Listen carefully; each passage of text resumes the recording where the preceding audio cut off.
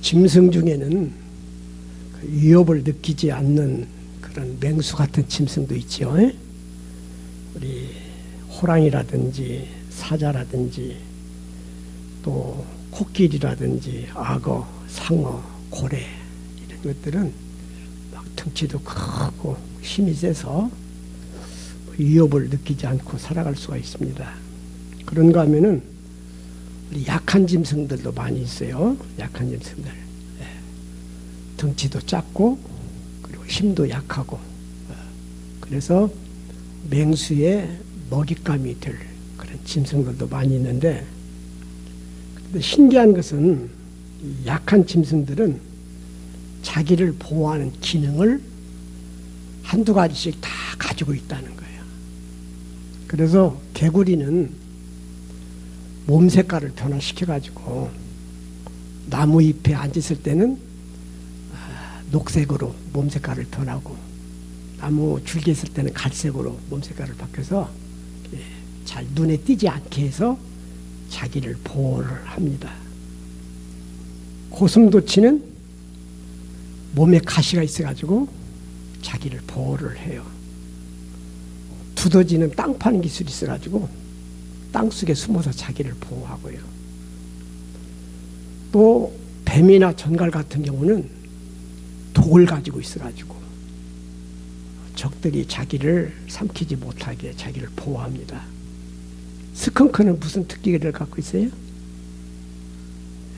독한 냄새를 풍겨가지고 자기를 보호를 해요. 오징어는 먹물을 품어가지고 자기를 보호하기도 하고요. 도마뱀은 잡히면 꼬리를 잘라내고 도망쳐버려요. 그 자기를 보호를 해요. 이렇게 약한 짐승들은 자기를 지킬 수 있는 그런 기능들을 가지고 있는데, 동물 중에서 자기를 지킬 만한 기능이 없는 그런 동물이 있는데 그게 바로 양이에요. 양. 이 양은요, 몸은 뚱뚱한 데다 다리는 짧아가지고 빨리 달리지도 못해.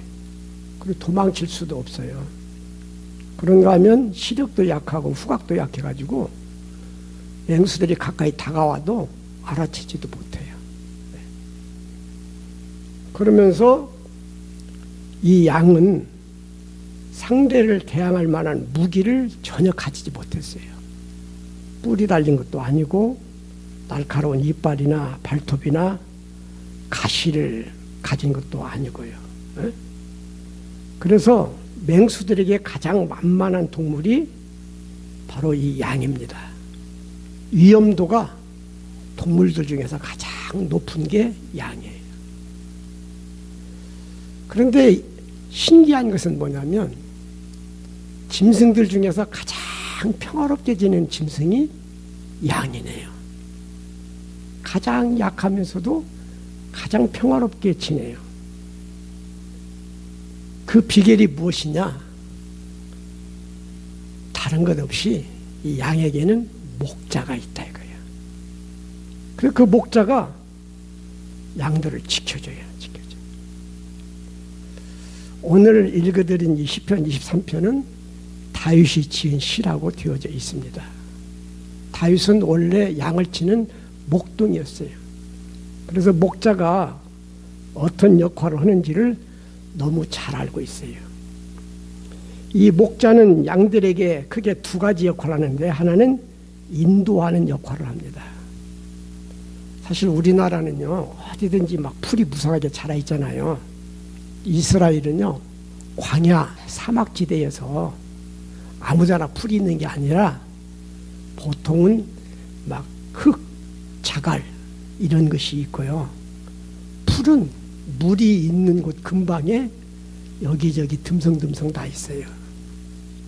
양들이 풀을 다 뜯어먹으면 그 다음에 풀 있는 대로 양 스스로 가들 못해.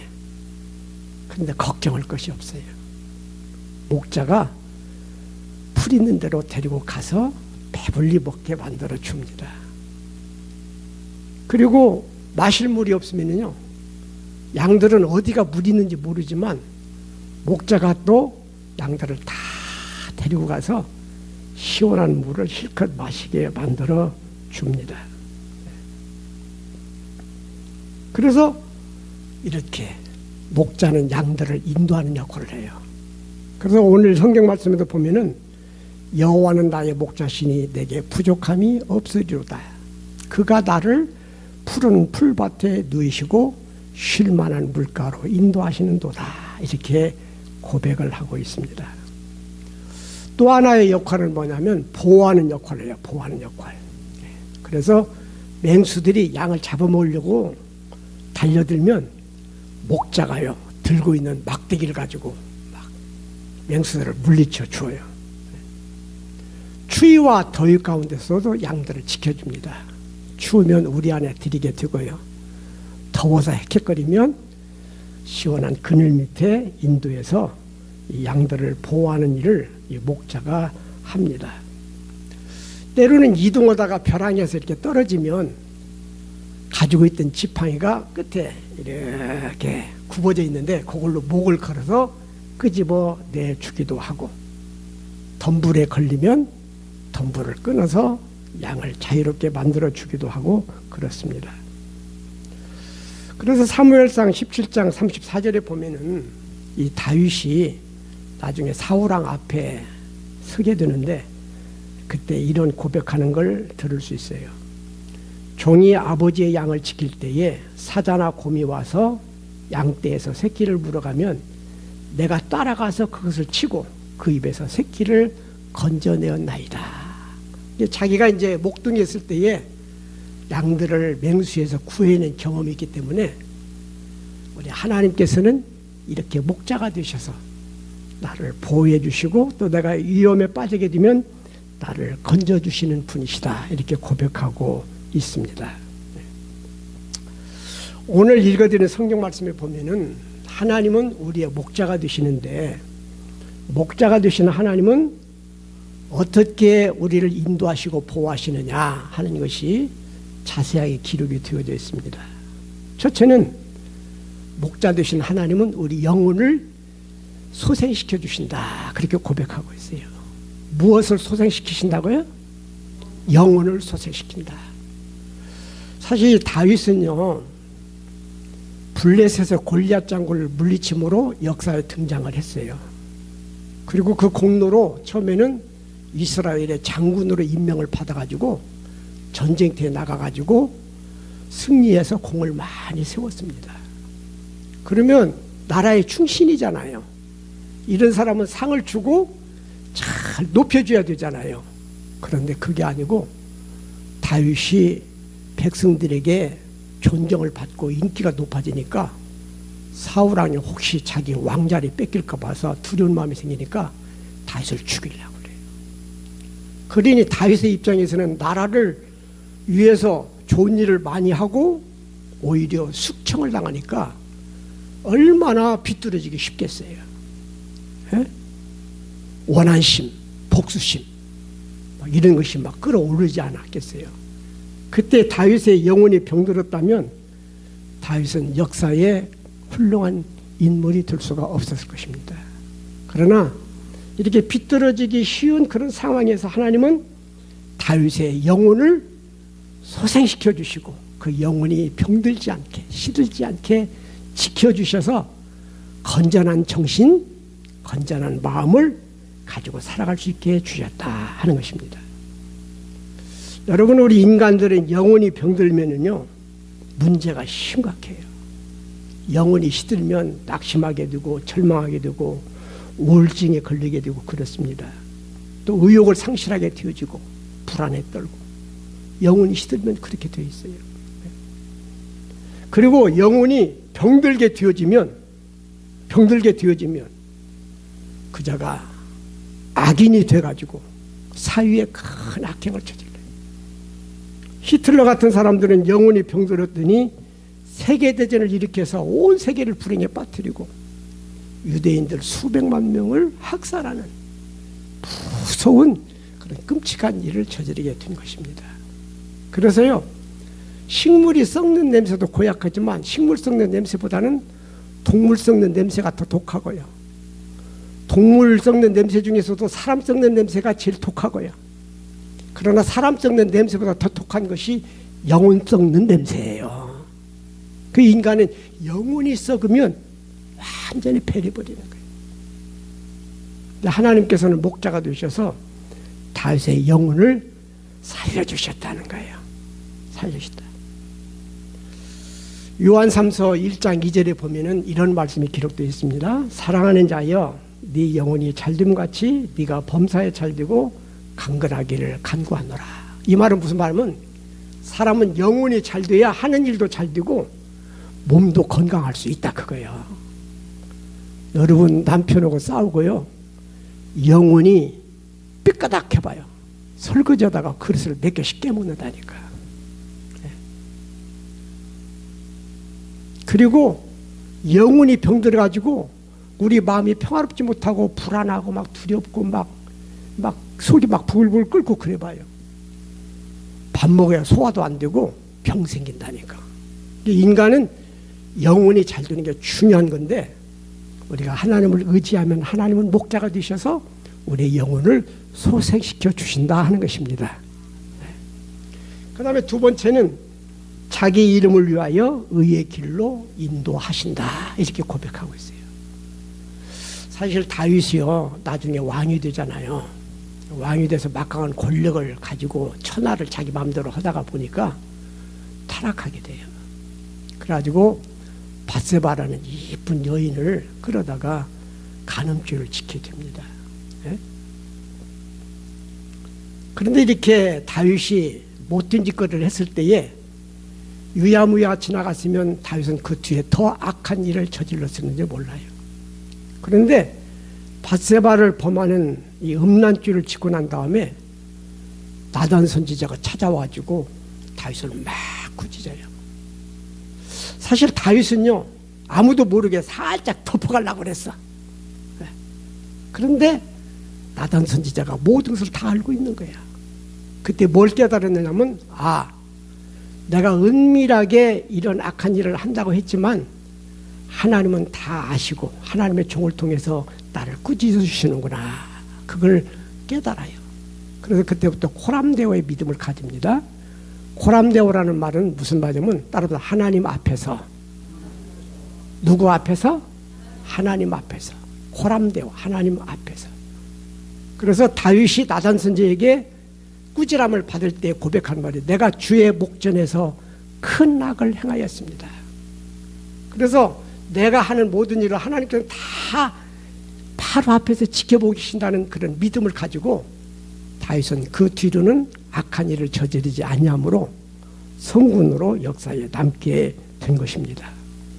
그래서 내가 원래 착해서 의로운 길로 간 것이 아니라, 나는 여인을 보면은 음욕도 생기고 그냥 음란죄도 막 저지를 만한 그런 기질이 있지만, 그러나 하나님께서 목자가 되셔서 내 인생길을 이끌어 주셨기 때문에 내가 의로운 길로 갈 수 있었다, 이렇게 다윗은 고백하고 있는 것입니다. 그 다음에 세 번째로는 목자이신 하나님은 사망의 음침한 골짜기로 다닐 때에 주께서 함께 하시고 지팡이와 막대기로 나를 안전하게 보호해 주셨다, 이렇게 고백을 하고 있습니다. 사실 다윗의 생애를 살펴보면요, 다윗은 위험한 상황에 많이 처하면서 살았어요. 네? 양을 칠 때는 맹수와 싸워야 했고, 골리앗을 물리치고 이스라엘 장수가 되고 난 다음에는 전쟁터에 나가서 그 빗발치는 화살과 번쩍이는 칼날 밑에서 수년간을 살아야 했어요. 그리고 그 뒤에는 사울왕의 숙청에 의해서 사울왕이 다윗을 죽이겠다고 특공대를 조직해서 뒤쫓습니다. 그래서 이 다윗이 죽음에 직면하는 상황이 여러 번 있었어요. 한 번은 다윗이 사울을 피해서 굴 속에 숨었는데 사울이 그 근방에 온 거예요.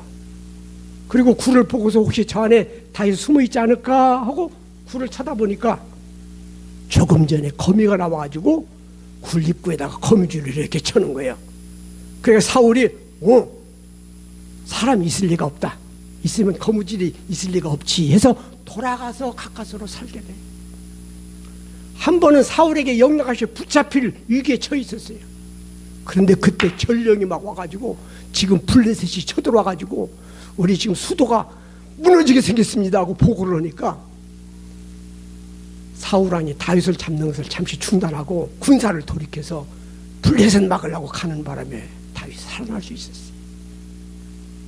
그래서 다윗은 나는 죽을 고비가 많이 있었고 영락없이 죽을 수밖에 없었지만 목자 되신 하나님이 사망의 음침한 골짜기 속에서도 능력의 지팡이와 막대기로 나를 안전하게 보호해 주셔서 나를 지켜주셨다.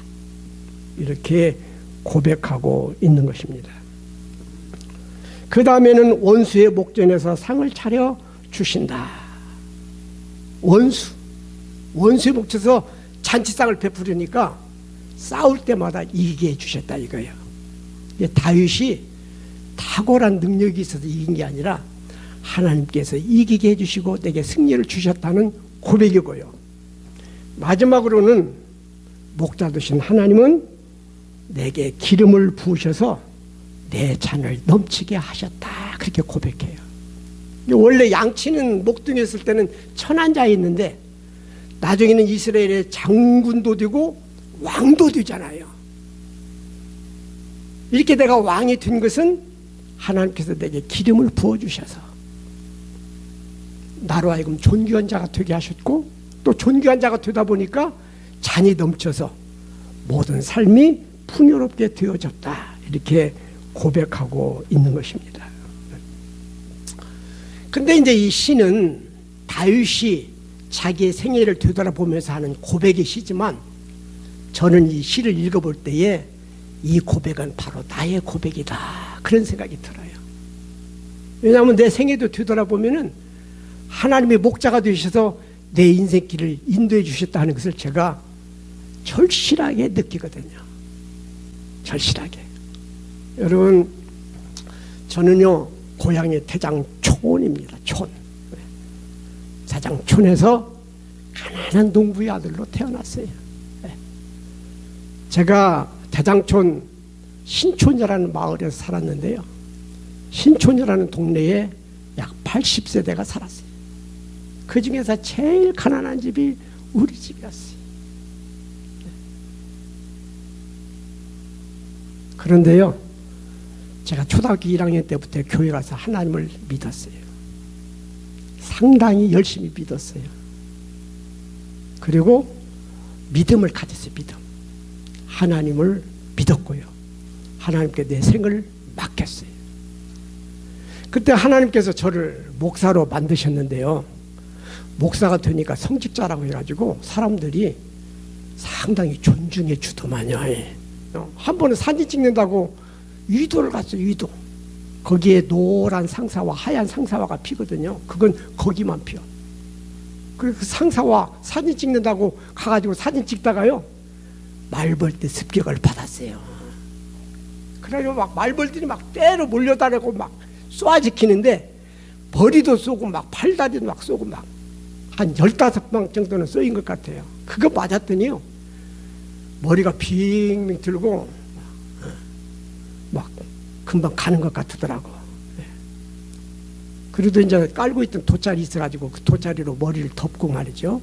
모래밭에 모래사장이 엎드려가지고 119에다가 신고를 했더니요, 그 위도에 있는 보건소 출장소 직원들이 왔더라고요. 경찰들도 오고. 그리고 스프레이로 막 벌들을 몰아내고 우리를 구출해 줬는데요. 저희들이 그 보건소 출장소에 갔더니 의사가 여기저기 벌쏘인 데를 살펴보더니만은 안 죽으셨네요. 기적이네요. 기적이라고 그래, 기적. 말벌한테 그렇게 막 한 15방, 20방 쏘고서도 안 죽은 것은 기적이라는 거예요. 저도 영락없이 죽는 줄 알았어요. 그런데도 안 죽고 살았다니까요. 저는 제가 몸의 면역성이 강해서 사는 것이 아니라 하나님께서 나를 지켜주셨다고 그렇게 믿어요. 어떤 사람 벌 한 방만 쏘도 죽는데 말벌한테 15방 넘게 쏘여가지고 죽지 않은 사람은 아마 대한민국에 없을 것 같아요. 함께 지켜줬다니까요. 근데 여러분, 우리 하나님은 다윗의 목자만 되어주시고 최윤식 목사의 목자만 되어주시는 분이시냐? 아니다 이거예요. 하나님을 나의 하나님으로 믿고 하나님을 의지하면서 하나님께 내 생을 맡기는 모든 사람에게는 하나님께서 목자가 되셔서 인도해 주시고 보호해 주신다는 거예요. 중요한 건 뭐냐면 우리가 하나님을 진정으로 믿고 내 생을 하나님께 맡기는 게 중요해요. 하나님은 우리를 인도해 주시려고 우리를 보호해 주시려고 그러는데 우리가 하나님 도움 필요 없어요 하고 하나님을 거절하기 때문에 우리가 하나님의 은혜를 입지 않는 것이지, 우리가 정말 하나님을 신실하게 믿으면서 하나님을 의지하면 다윗의 목자가 되어주신 하나님, 최윤식 목사의 목자가 되어주신 하나님은 여기에 계신 모든 분들의 목자도 되어주셔서 푸른 초장 쉴 만한 물가로 인도해 주시고 영혼도 소생시켜 주시고 의로운 길로 인도해 주시고 위험한 길로 다닐 자도 해받지 않도록 보호하여 지켜주시고 기름을 부어 존귀하게 만들어 주시며 잔을 채워서 부족한 것이 없도록 만들어 주실 줄로 믿습니다. 마태복음 23장 37절에 보면은 예수님께서 예루살렘을 바라보면서 이렇게 탄식하는 소리를 들어봐요. 예루살렘아 예루살렘아 선지자들을 죽이고 네게 파송된 자들을 돌로 치는 자야. 암탉이 그 새끼를 날개 아래에 모음같이 내가 네 자녀를 모리한 일이 몇 번이더냐. 그러나 너희가 원치 아니하였도다. 보라 너희 집이 황폐하여 버려진 바 되리라. 하나님은 내 품으로 오라 이거요. 나에게로 오라 이거요. 그러면 내가 너희를 푸른 초장 쉴 만한 물고 인도해 주고 위험한 길로 다닐지라도 해받지 않도록 보호해 주시겠다고 약속하고 계시는 것입니다.